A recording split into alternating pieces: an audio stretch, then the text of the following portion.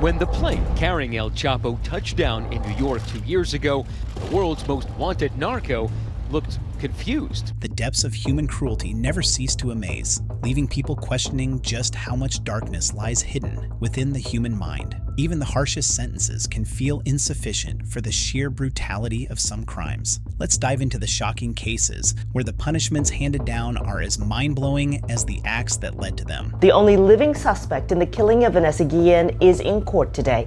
Janelle Ford explains the latest and shows us a reminder in Fort Hood for Guillen. Cecily Aguilar and Aaron Robinson. The tragic death of Army Specialist Vanessa Guillen, a 20-year-old U.S. Army soldier stationed at Fort Hood, Texas, shocked the nation. Her disappearance in April 2020 and the subsequent discovery of her remains in June 2020 brought national attention to issues of sexual harassment, abuse in the military, and the failures in the handling of Guillen's case by military authorities. The case led to one of the heaviest sentences ever given to a person involved in the cover-up of her murder. Vanessa Guillen was stationed at Fort Hood, a massive U.S. Army base in Texas. On April 22, 2020, she vanished after being seen near her unit's headquarters. Her car keys, ID, and other belongings were left behind in the armory, which worried her family. They believed something suspicious had happened. A major investigation began involving the Army, FBI, Texas Rangers, and other agencies. Before her disappearance, Vanessa told her family she was being sexually harassed by a sergeant, but didn't report it out of fear of retaliation. Her undocumented mother also advised caution, making the situation even more stressful. As days passed, with little progress, the family grew frustrated with the Army's lack of answers. Protests erupted outside Fort Hood, and even Congress got involved to demand accountability. On June 30th, human remains were found near the Leon River, leading investigators to specialist Aaron Robinson, one of the last people seen with Vanessa. His girlfriend, Cecily Aguilar, confessed that Robinson had killed Vanessa with a hammer in the armory, and that she helped him dismember and bury the body. When police closed in on Robinson, he took his own life. Vanessa's death shocked the nation and revealed deep issues within military culture, particularly around sexual harassment and safety. Her family's fight for justice inspired widespread protests and calls for change. Her case became a rallying cry for reform, sparking new measures to protect soldiers from harassment and ensure accountability within the military. Guillen's case sparked national attention, leading to a congressional hearing in July 2020. Her mother, previously detained for immigration issues, was granted parole in place thanks to support from Garcia and an immigration attorney. The case brought up systemic issues, especially regarding harassment in the military. Vanessa Guillen was stationed at Fort Hood, a massive U.S. Army base in Texas covering 340 square miles. She was last seen on April 22, 2020 at 1 p.m. near her unit's parking lot. Her belongings, including her car keys, ID, and barracks key, were left inside the armory where she worked. Her family felt something was wrong, as she wouldn't leave those behind. The U.S. Army Criminal Investigation Command, CID, the FBI, and other agencies launched a search, while Fort Hood units scoured the area. Before she disappeared, Guillen confided to her family that a sergeant had been sexually harassing her. Despite encouragement to report it, she feared retaliation. She believed other female soldiers' complaints against the same sergeant had been ignored. Guillen's undocumented mother also worried about drawing attention to their immigration status. By June, her family grew frustrated with the lack of progress. Guillen's mother publicly criticized the Army's investigation, and their attorney, Natalie Kawam, said the family was being kept in the dark. On June 13th, hundreds of protesters gathered outside Fort Hood, demanding answers. The Army claimed there was no evidence of assault, but suspected foul play in Guillen's disappearance. Congresswoman Sylvia Garcia joined the efforts, meeting with officials and helping secure more resources. The investigation involved 300 interviews and over 10,000 hours of work. On June 17th, the League of United Latin American Citizens offered $25,000 to add to the Army's reward for information. Cecily Aguilar's trial, which began in 2022, was a highly emotional event. Her actions in helping Robinson cover up the crime were seen as a significant betrayal of trust, as she was not only involved in the murder, but also tried to erase the evidence by helping to dismember and conceal Guillen's body. In 2023, after months of legal proceedings, Aguilar pleaded guilty guilty to federal charges. In a highly publicized court hearing, she was sentenced to 30 years in prison for her role in the crime. The sentencing was harsh, as it was a clear message that aiding and abetting murder and the cover-up of such a heinous crime would be met with severe punishment. Aguilar's sentence was one of the longest ever given for a civilian who assisted in the cover-up of a military murder. The decision was celebrated by Guillen's family and supporters, as it was seen as a step toward holding all involved accountable. The 30-year sentence was seen as a message that such cruelty would not go unpunished. Aaron Robinson was not sentenced because he died by suicide on June 30th, 2020, as law enforcement attempted to detain him after uncovering evidence linking him to Vanessa Guillen's murder. Robinson fled Fort Hood and shot himself with a handgun before being apprehended. On May 24, 2022, the Texas Department of Public Safety revealed chilling details about Vanessa Guillen's murder. Cecily Aguilar, who was involved in the case, explained why Army Specialist Aaron Robinson killed Guillen. According to Aguilar, Guillen accidentally saw Robinson's phone lock screen, which displayed a photo of Aguilar. Robinson panicked because Aguilar was married to another soldier, making their relationship a violation of the Army's fraternization rules. Fearing repercussions, Robinson attacked Guillen, striking her in the head with a hammer. There's relief today as to know that Cecily will finally be held accountable for her actions, although the case of Vanessa Guillen had a profound impact on military policy and on public awareness of sexual harassment within the armed forces. The investigation into her death led to a broader examination of the military's culture and its treatment of female soldiers. After the case gained national attention, lawmakers passed the I Am Vanessa Guillen Act, which sought to address issues of sexual harassment and assault within the military. The law mandates that sexual harassment complaints in the military be handled outside of the chain of command to protect victims from retaliation and to ensure that investigations are conducted fairly. This act was a significant step toward reforming the military justice system and providing better protection for service members. For Guillen's family, the 30-year sentence for Aguilar was bittersweet. While they appreciated that some measure of justice had been served, the pain of losing Vanessa remained with them. They continued to advocate for greater reforms and for the memory of their daughter to live on through the changes that her case helped inspire. Vanessa Guillen's death and the aftermath of the case continue to influence the fight for justice for military personnel. Her family has used their grief as a platform for advocating for changes in military policies regarding harassment and abuse.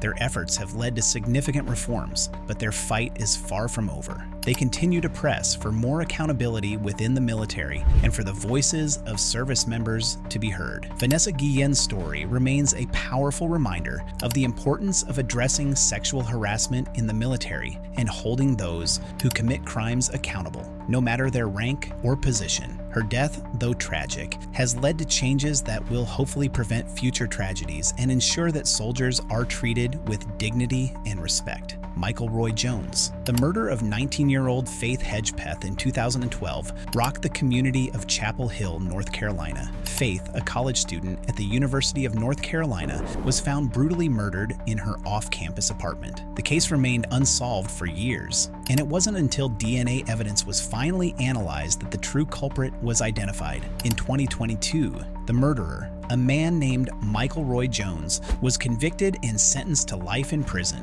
without the possibility of parole. His sentence was one of the heaviest ever for a person convicted of a cold case murder. On the evening of September 6, 2012, 19-year-old Faith Hedgepeth, a student at the University of North Carolina at Chapel Hill, attended a rush event for Alpha Pi Omega, a Native American sorority she hoped to join. After the event, she headed to the university's Davis Library with her friend Rosario to study. The two exchanged texts with her father about joining the sorority before leaving the library around 11:30 p.m. and returning to their apartment. Later, the two went to The Thrill, a nightclub in Chapel Hill, where they danced until around 2 a.m. After leaving the club, they returned home by 3 a.m. A neighbor who was awake reported hearing thumping sounds around that time, which were likely linked to the events leading to Hedgepeth's death. At 3:40 a.m., a text from Hedgepeth's phone was sent to her ex-boyfriend, Brandon Edwards, asking him to come over to help Rosario.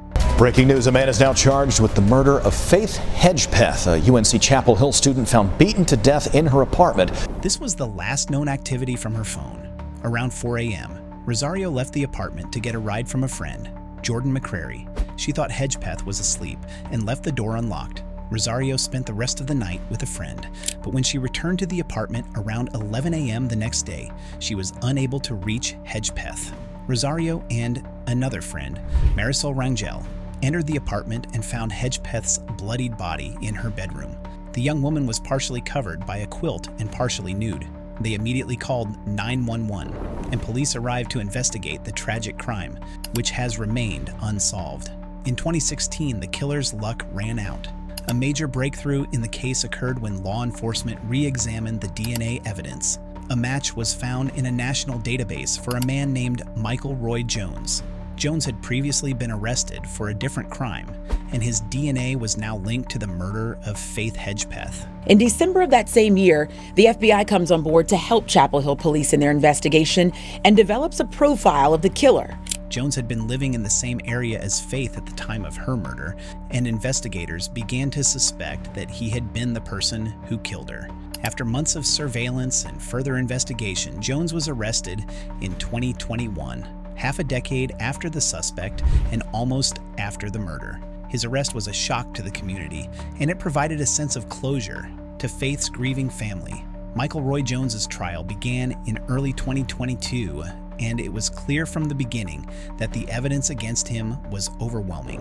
The DNA match was a key piece of evidence, but investigators also uncovered more details that connected Jones to the crime. During the trial, Jones denied any involvement in Faith's murder, but the evidence pointed directly to him. The prosecution presented testimony from forensic experts, DNA specialists, and investigators who had worked tirelessly on the case. The defense team attempted to argue that the DNA match could have been a mistake, but the jury found Jones guilty of first-degree murder. The judge sentenced Michael Roy Jones to life in prison. And key evidence in the case, including a biscuit bag that was from the popular Chapel Hill restaurant, without the possibility of parole. The sentence was seen as just punishment for the brutality of the crime and the fact that Faith Hedgepeth's family had to endure years of uncertainty and grief before finally finding justice. The life sentence ensured that Jones would never have the chance to hurt anyone else, and it brought a sense of peace to the community that had been shaken by the murder. The conviction and life sentence handed down to Michael Roy Jones were significant for several reasons. Not only did it bring justice to Faith Hedgepeth's family, but it also highlighted the importance of continuing to investigate cold cases and using modern forensic methods to solve old crimes. The Hedgepeth case also became a symbol of resilience for the community of Chapel Hill, where Faith had been a beloved student and friend. Her family and friends praised the investigators and law enforcement officials who had never given up on the case, and they felt a sense of relief knowing that her killer had finally been brought to justice. In addition to the legal implications of the case, the murder of Faith Hedgepeth drew attention to issues of campus safety and the need for universities to take stronger action to protect students. The case prompted many to call for better security measures on college campuses and increased support for students who are victims of violent crimes. 21-year-old Deary Bourne died after being shot Friday afternoon at the Camelot Village Apartments just off South Estes Drive. The resolution of Faith Hedgepeth's case marked the end of a long and painful chapter for her family, but it also sparked further efforts to ensure that other cold cases don't go unsolved. Faith's family, in particular her mother, became advocates for justice reform and for the rights of victims' families. They used their voice to raise awareness about the importance of continuing to search for justice, even when the trail seems cold. Faith's story continues to inspire people to fight for justice and to support victims' families who are still seeking answers. Her life may have been tragically cut short, but her legacy lives on in the efforts to solve other cold cases and prevent such tragedies from happening to others. Lori Vallow and Chad Daybell. The case of Lori Vallow and Chad Daybell became one of the most shocking and bizarre criminal stories in recent years. It involved the disappearance and deaths of Vallow's two children, Tylee Ryan and Joshua J.J. Vallow, whose remains were discovered in Chad Daybell's backyard in June 2020. This case involved not only murders, but also bizarre cult-like beliefs, with both Lori Vallow and Chad Daybell believing in apocalyptic visions and a religious end-of-days scenario. Their relationship, which escalated into a sinister plot, captured widespread attention as the investigation unfolded. And till date, what this two did still leaves crowds shaking. In 2019, Lori Vallow, a mother of two from Idaho, became involved with Chad Daybell, a self-published author who had written books about the end of the world and near-death experiences. Lori and Chad began to form a relationship based on their shared apocalyptic beliefs, with Lori reportedly becoming obsessed with the idea that her children, Tylee and JJ, were zombies due to their behaviors. In September 2019, Tylee Ryan, 16, and JJ Vallow, 7, went missing, and Lori and Chad's odd behavior raised suspicions. They fled Idaho and moved to Hawaii, all the while telling law enforcement that the children were safe and living with other family members. In reality, the children were already dead, and Lori and Chad's actions suggested they were trying to cover up their crimes. The investigation began when family members and friends of the children became concerned after receiving no communication from them. In November 2019, authorities conducted a welfare check on the children, and Lori Vallow was unable to provide any concrete information about their whereabouts. Shortly thereafter, both she and Chad fled. In June 2020, authorities discovered the remains of Tylee and JJ buried on Chad Daybell's property in Salem, Idaho. The discovery came after a long investigation and multiple legal battles, with Lori and Chad facing charges of murder, conspiracy, and destruction of evidence. They had allegedly conspired to kill both children, believing that their deaths were necessary to prepare for an upcoming apocalyptic event. Lori Vallow was charged with 2 counts of first-degree murder, conspiracy to commit murder,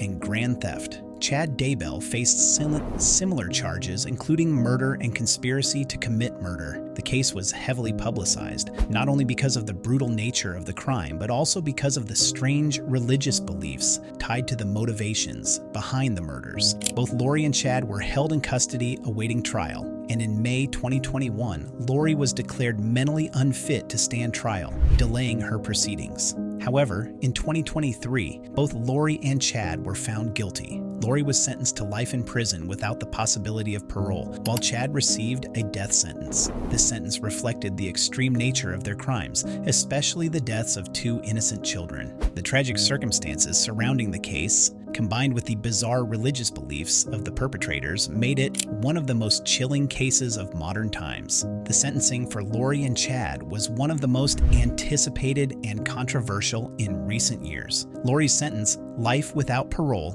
was met with some relief from the public and the victims' families. On the other hand, Chad Daybell's death sentence sparked discussions about the appropriateness of such a severe penalty, particularly given his role in orchestrating the deaths alongside Lori. The case has left a profound impact on the communities involved, especially the families of Tylee and JJ, who had to endure the horror of losing 2 children to such brutal and incomprehensible violence. The case sparked national outrage, especially among the followers of Chad Daybell's religious teachings. Many of Daybell's former followers were shocked to learn about the dark side of his beliefs, and the case shed light on the dangerous potential of certain cult-like ideologies. The sentencing of both Lori Vallow and Chad Daybell was a long-awaited chapter in this tragic story. As the case continues to unfold, it serves as a reminder of the tragic consequences of unchecked fanaticism and the devastating impact on innocent lives. El Chapo. Joaquin Archivaldo Guzman Loera, better known as El Chapo, stands as one of the most infamous drug lords in modern history. His life of crime, which spanned decades, ended with a dramatic conviction and sentencing on July 17, 2019. U.S. District Judge Brian M. Cogan sentenced him to life imprisonment plus an additional 30 years. Alongside the prison sentence, Guzman was ordered to forfeit a staggering $12.6 billion, a testament to the scale of his criminal empire. This final reckoning followed years of investigation, daring arrests, and court proceedings. Guzman's downfall was a major win for U.S. and international law enforcement agencies, showcasing the lengths to which they went to capture and convict the elusive leader of the Sinaloa cartel. Guzman's journey into crime began humbly, but spiraled rapidly into infamy. In the 1980s, he was a mid-level operator in the burgeoning Sinaloa cartel. He earned his nickname El Rapido for his ability to move drugs from Mexico to the United States with remarkable speed. By the 1990s, Guzman had risen to prominence within the cartel. However, his activities were interrupted when he was arrested in Mexico in 1993. The setback didn't last long. Guzman famously escaped from a maximum security Mexican prison in 2001 by hiding in a laundry cart. His freedom marked the start of a reign of terror. Joining forces with Ismael El Mayo Zambada, he solidified his control over the Sinaloa cartel, which would go on to become one of the most powerful drug trafficking organizations in the world. Under Guzman's leadership, the Sinaloa cartel was responsible for flooding the U.S. with cocaine, heroin, methamphetamine, and marijuana by leveraging creative transportation methods, including submarines, tunnels, and even carbon fiber airplanes. Guzman ensured that billions of dollars worth of drugs reached American soil. His cartel was no stranger to violence. To maintain dominance, Guzman relied on an army of assassins and personal guards, equipped with military-grade weapons, including rocket-propelled grenades. Witnesses recounted harrowing stories of Guzman personally ordering kidnappings, torture, and executions. His arsenal even included a gold-plated AK-47 and diamond-encrusted pistols, a macabre symbol of his wealth and power. Guzman's empire thrived not only on violence, but also on corruption. He infiltrated government agencies at every level, from local law enforcement to high-ranking officials. The cartel paid millions of dollars in bribes, ensuring that its operations continued unchecked for years. The hunt for Guzman became an international priority. After years on the run, he was arrested in 2014 by Mexican authorities, but his Houdini-like reputation held true. In 2015, Guzman escaped yet again, this time through a mile-long underground tunnel dug directly into his prison cell. The escape was a global embarrassment for Mexican authorities, but it only strengthened the resolve of law enforcement agencies to bring him to justice. In January 2016, after a daring raid in Los Mochis, Mexico, Guzman was captured for the final time. Guzman's trial in Brooklyn, New York was a spectacle. Over 3 months, the court heard testimony from 14 cooperating witnesses, including former cartel members. These accounts revealed chilling details about Guzman's operations, including his use of submarines and secret tunnels, as well as the inner workings of his cartel's drug empire. Evidence included intercepted communications, videos, ledgers, and testimonies about Guzman's involvement in acts of extreme violence. The trial also shed light on the billions of dollars in drug proceeds funneled through creative money laundering schemes, including the use of shell companies and bulk cash smuggling.